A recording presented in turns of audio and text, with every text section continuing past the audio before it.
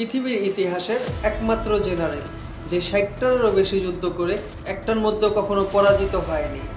Russia, মধ্যপ্রাচ্য, Europe প্রতিটা দেশে সে অভিযান চালায়, দখল করে নেয় হাজার হাজার মাইল এলাকা। সে ছিল চেঙ্গিস খানের সব থেকে বিশ্বস্ত সেনাপতি। তার নাম হলো সুবুতাই। সুবুতাই খুব সাধারণ পরিবারের একজন সন্তান ছিল। তার বাবা ছিল একজন লোহার কারিগর, কিন্তু এই লোহার কারিগরের ছেলে হয়ে ওঠে বিশ্বের সব থেকে ভয়ঙ্কর জেনারেল। কিন্তু কিভাবে, এটাই জানার চেষ্টা করবো আজকের ভিডিওতে। আমি আছি আপনার সাথে ইব্রাহিম। আজকের ভিডিওটা খুব ইন্টারেস্টিং হবে। 1175 সালের আশেপাশের দিকে মঙ্গোলিয়ার খুব দরিদ্র এক পরিবারে সুবুতাই জন্ম নেয়। তার বাবা ছিলেন একজন লোহার কারিগর। তার বাবা পেশা ছিলেন চাক্কু বানানো, ধনুক, তীর ইত্যাদি আর অনেক কিছু বানানো। তখনকার সময়টা ছিল মঙ্গোলিয়ান এম্পায়ার তৈরি হওয়ার আগের সময়। তখন প্রতিটা মানুষের সাথে প্রতিটা মানুষের যুদ্ধ, মারামারি, ধ্বংসবিস্ত, লুটপাট, দখল এগুলো নিয়ে ঝামেলা চলতো এনি টাইম।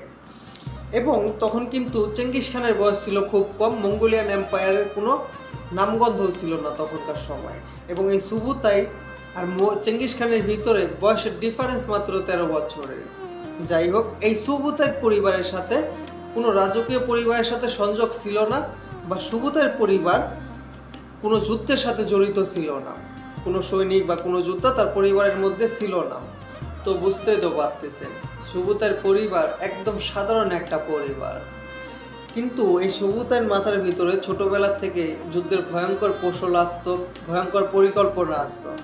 কিভাবে যুদ্ধে শত্রুদের 3-4 দিক থেকে আটকানো যায়, কিভাবে শত্রুদের পরাজিত করা যায়, কিভাবে তাদের ভয়ঙ্করভাবে অ্যাটাক করা যায়, কিভাবে তাদের ডিফেন্ড করা যায়, এইসব পরিকল্পনা তার মাথার ভিতরে খুব ছোটবেলা থেকে আসতো।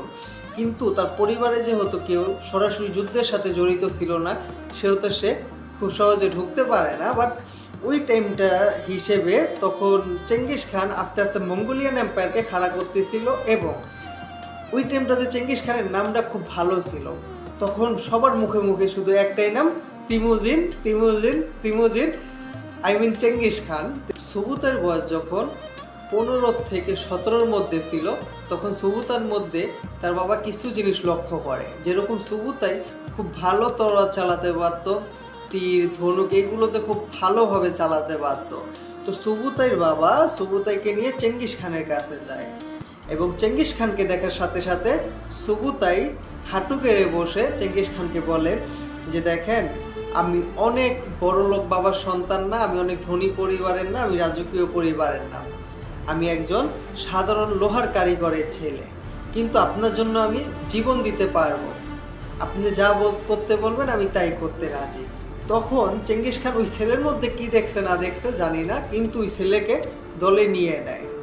চেঙ্গিস খানের টিমে সুবুতাই খুব সুন্দরভাবে ঢুকে পড়ে, কিন্তু চেঙ্গিস খানের বিশ্বাস এখন অর্জন করতে পারেনি।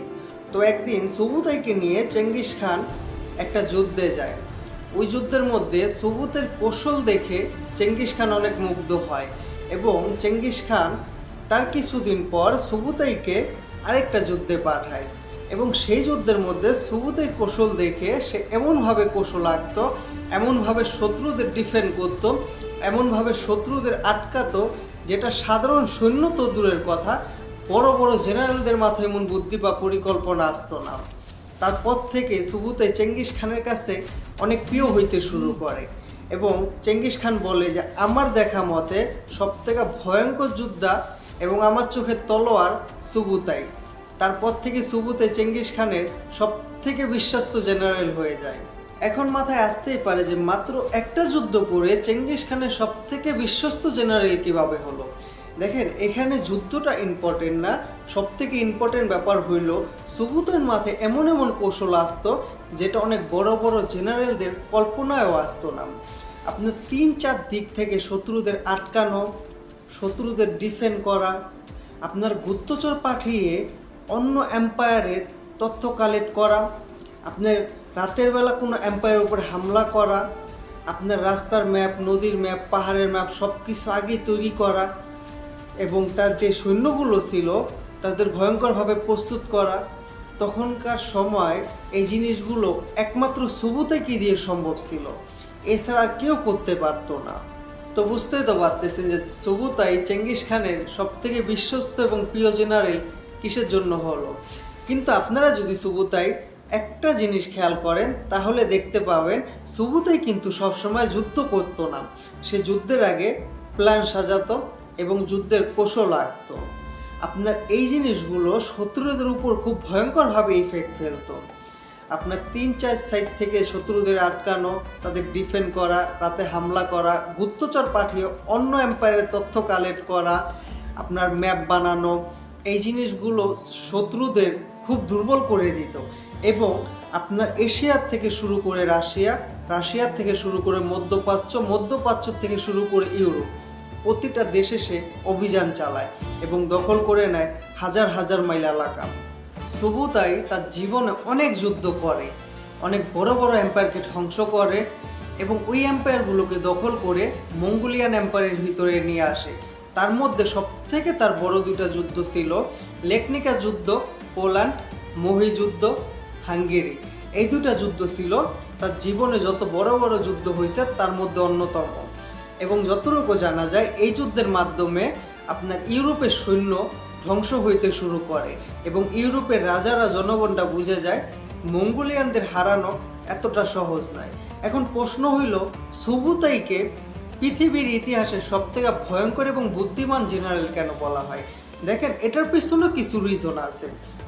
সে অনেক ট্যালেন্টেড ছিল এবং সে যেভাবে কৌশলে যুদ্ধ করতো তখনকার সময় ছিল এগুলো বিরল, এগুলো সবাই করতে পারতো না।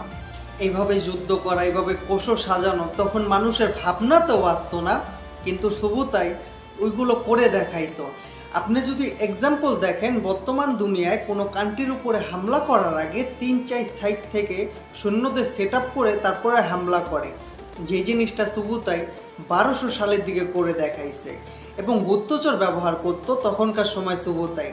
এখনও কিন্তু মানুষ গুপ্তচর গোয়েন্দা ব্যবহার করে এক দেশের খবর জানার চেষ্টা করে। এটা সুবুতাই 1200 সালের দিকে করছে।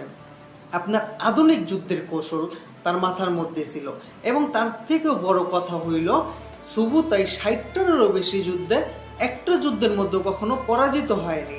সে এমনভাবে কৌশল আঁকতো, এমনভাবে যুদ্ধ করত, শত্রুরা একদম ধ্বংস হয়ে যাইত। আপনারা যদি একটু ইতিহাস ভালোভাবে ঘাটাঘাটি করেন তাহলে সব কিছু ভালোভাবে জানতে পারবেন। সুবুতাই যে যুদ্ধের কৌশল ছিল, সুবুতাই যেভাবে যুদ্ধ করত, এই জিনিসগুলো বর্তমানে মিলিটারি স্কুলে সম্পূর্ণভাবে শেখানো হয়। সে কিভাবে যুদ্ধ করত, কিভাবে শত্রুদের আটকাতো, সম্পূর্ণ শেখায়। বর্তমানে আধুনিক যুদ্ধে সুবুতাইয়ের কৌশল ব্যবহার করা হয়। এবং চেঙ্গিস খান যে বলছিল তার চোখে দেখা সবথেকে ভয়ঙ্কর যোদ্ধা এবং তার চোখে তলোয়ার যে সুবুতাই, এটা কিন্তু সে এমনি এমনি বলে নাই। এই ছেলেটা সত্যি খুব ভয়ঙ্কর এবং চেঙ্গিস খান যে তাকে খুব বিশ্বস্ত মনে করত, বিশ্বস্ত সেনাপতি ভাবত, সে প্রতিটা পদে পদে এটা প্রমাণ করেছিল এবং সবসময় চেঙ্গিস খানের পাশে ছিল।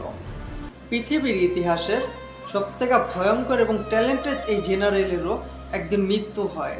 তার মৃত্যু হয় 1248 সালের আশেপাশের দিকে। চেঙ্গিস খানের মৃত্যুর প্রায় 21 বছর পর তার মৃত্যু হয়। তার মৃত্যু কিন্তু খুব স্বাভাবিকভাবে হয়, কোনো যুদ্ধ, রোগ বা অন্য কোনো কিছুতেই না। দেন সুবুতাই মৃত্যুর আগে মঙ্গোলিয়ান এম্পায়ারকে পৃথিবীর সবথেকে বড় এম্পায়ারে পরিবর্তন করে তারপরে সে মৃত্যুবরণ করে। এবং সুবুতাইয়ের কাজকাম, সুবুতাইয়ের ইতিহাস সুবুতাইকে পৃথিবীর বুকে আজও অমর করে রেখেছে। একবার চিন্তা করেন, সাধারণ একজন লোহার কারিগরের ছেলে যে মেধা দেওয়ার চেষ্টা দিয়ে পৃথিবীর ইতিহাস বদলে দিয়েছিল, হয়ে গিয়েছিল পৃথিবীর সবথেকে ভয়ঙ্কর এবং ট্যালেন্টেড জেনারেল। এবং সুবুতাই আমাদের শেখায় মানুষের চেষ্টা আর মানুষের পরিশ্রম তাকে কিংবদন্তি বানায়। এই ছিল সুবুতাইকে নিয়ে আমাদের আজকের ভিডিওটা কেমন হয়েছে সবাই কমেন্ট করে জানাবেন। এবং সুবুতাইকে নিয়ে যদি প্রথমবার জেনে থাকেন তাহলে লাইক, কমেন্ট এবং শেয়ার করতে কিন্তু একদমই ভুলবেন না। আর চ্যানেলে নতুন হলে অবশ্যই একটা সাবস্ক্রাইব করে দেবেন। আবারও দেখা হচ্ছে নতুন কোনো ইতিহাস নিয়ে, নতুন কোনো হিস্টোরিতে, নতুন কোনো ভিডিওতে। সে পর্যন্ত ভালো থাকুন, সুস্থ থাকুন। আসসালামু আলাইকুম, আল্লাহ হাফেজ।